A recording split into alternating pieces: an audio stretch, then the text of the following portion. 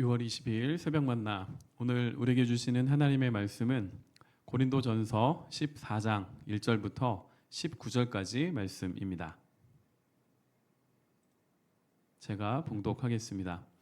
사랑을 추구하며 신령한 것들을 사모하되 특별히 예언을 하려고 하라.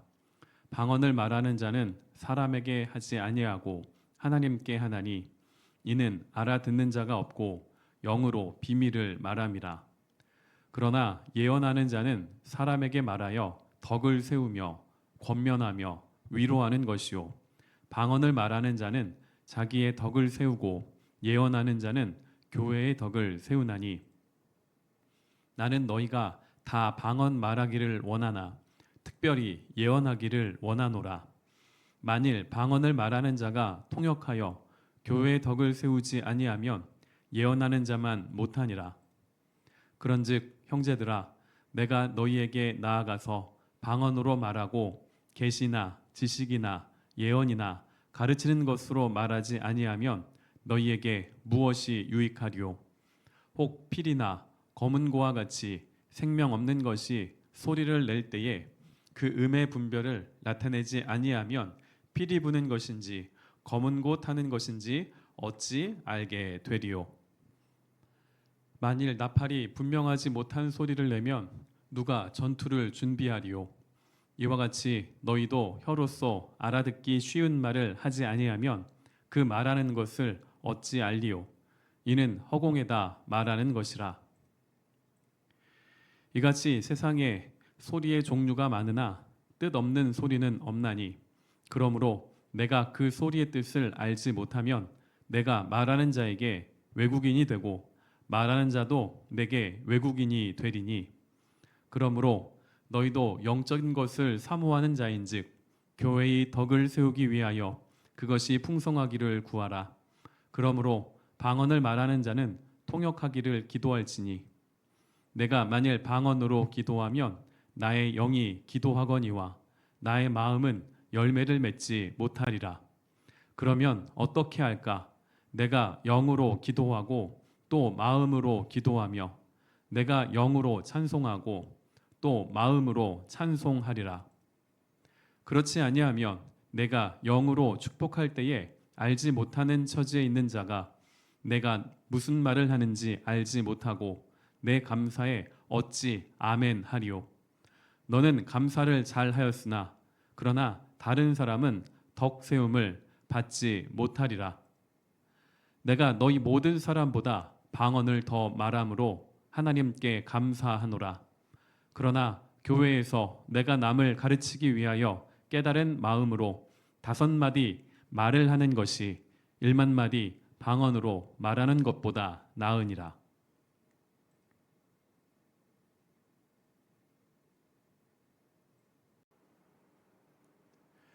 오늘은 더 큰 은사를 사모하라 라는 제목으로 말씀을 나누겠습니다. 은사는 성령의 선물입니다. 은사가 성령 하나님으로부터 말미암았다라는 사실은 구약에서 인간의 죄악으로 인하여 떠나신 성령 하나님께서 우리 사람들에게 다시 찾아오셨을 때에 일어났던 그 일을 위하여 주셨다라는 것을 우리가 알아야만 합니다. 누가는 오순절 마가의 다락방에 임한 그 성령의 역사하심에 대하여 사도행전에 이렇게 기록을 해 놓았습니다. 사도들이 말씀을 증거할 때에 각 나라의 각 사람의 언어로 들렸다. 이렇게 기록을 했습니다. 창세기 바벨탑 사건으로 인하여 하나님은 인간의 언어를 흩으셨습니다.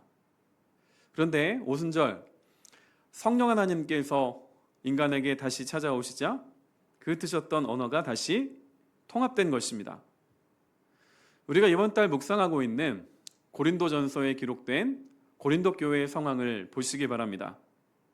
고린도 교회는 다양한 성령의 은사를 갖고 있었습니다.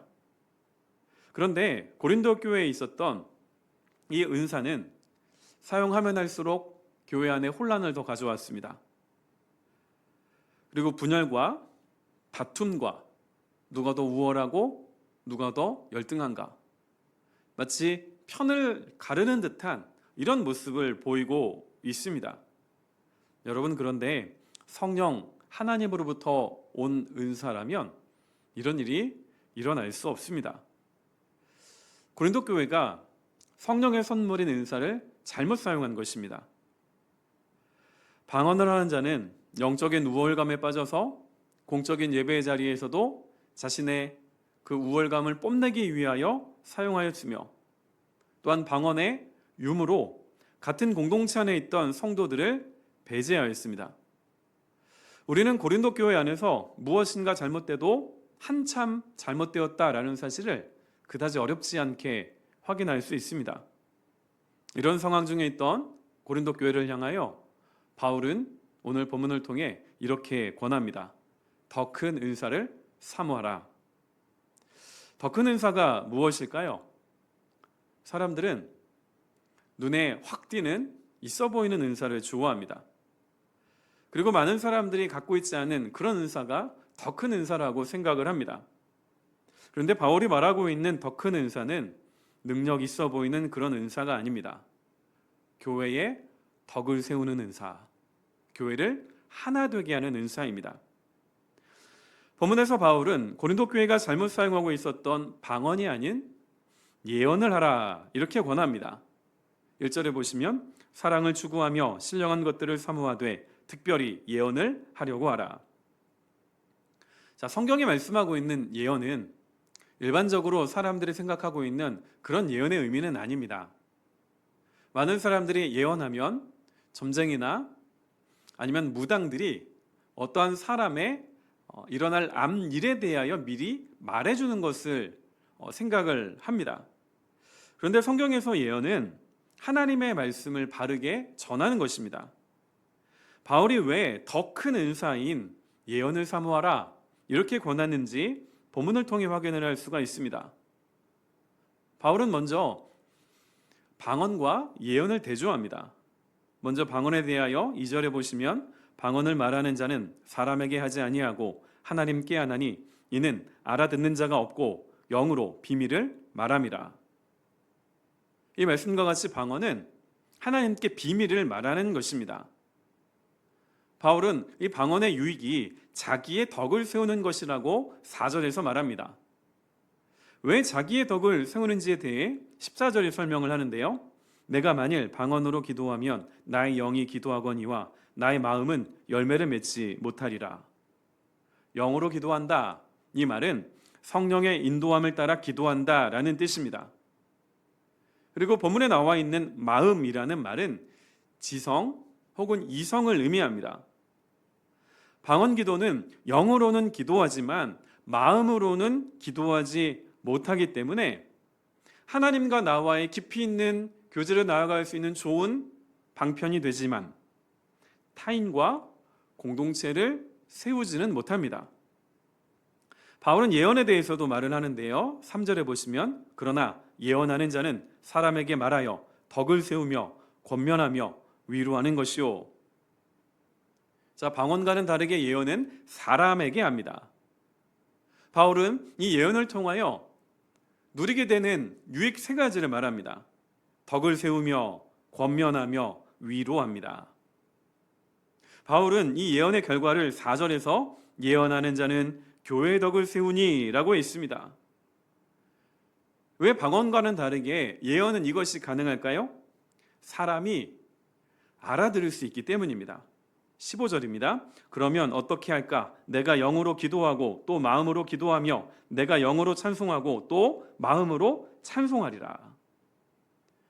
바울은 영으로만 기도하는 것이 아니라 마음으로 기도하리라 말했습니다. 성령의 이끌림 가운데 기도하며 예언한다라는 것은 어떠한 신비적인 영적인 무아지경, 황홀경 상태에 빠지는 것이 아닙니다. 마음으로, 이성으로, 지성으로 기도하는 것입니다.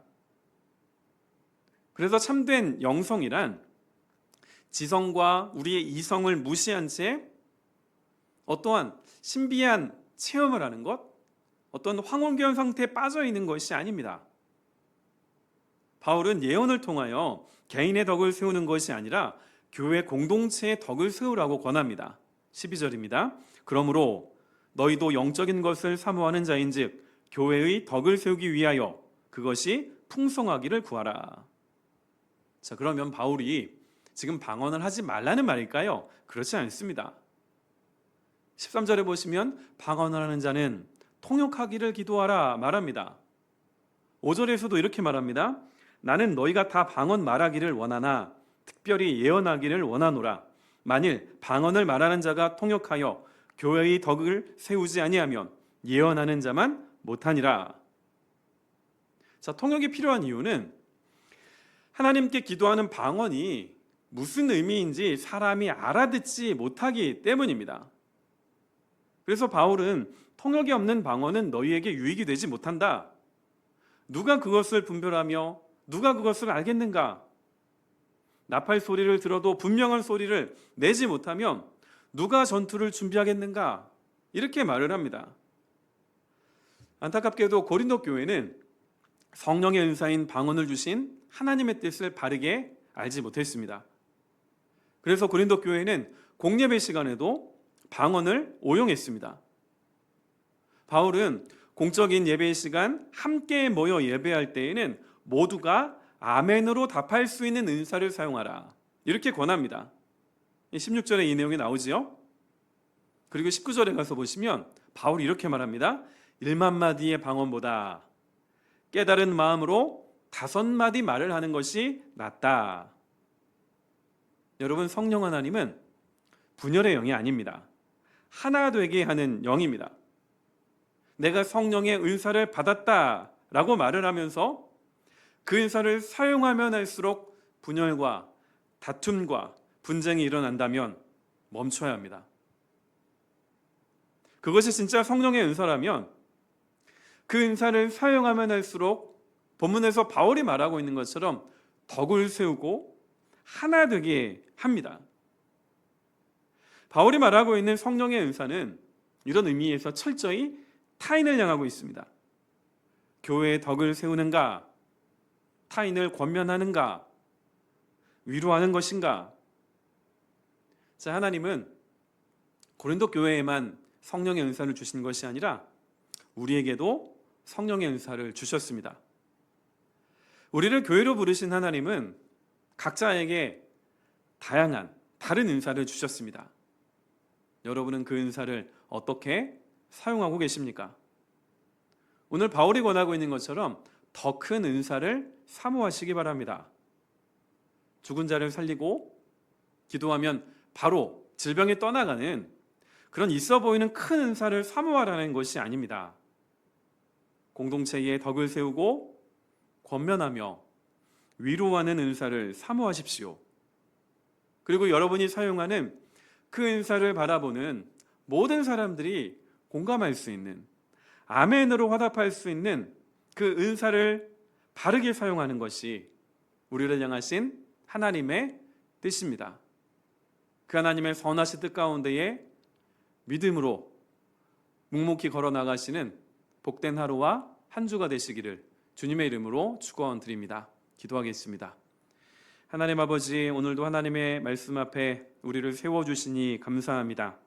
새롭게 시작하는 한 주, 우리가 하나님이 부르신 모든 자리에서 하나님의 영광을 나타내는 삶을 살아가기를 소원합니다. 오늘 본문을 통해 더 큰 은사를 사모하라는 바울의 권면을 우리가 기억합니다. 하나님, 나의 만족과 나의 유익을 구하는 인생이 아니라 타인을 세우고 타인을 권면하며 하나님께서 원하시는 이 공동체의 덕을 세우는 그런 사람으로 우리가 살아갈 수 있기를 원합니다. 이를 위하여 하나님께서 우리에게 주신 것 많이 있습니다. 그 모든 것을 그의 나라와 그의 의를 위하여 사용할 수 있기를 원하오니 주여 우리를 사용하여 주시옵소서. 예수 그리스도의 이름으로 기도드립니다. 아멘.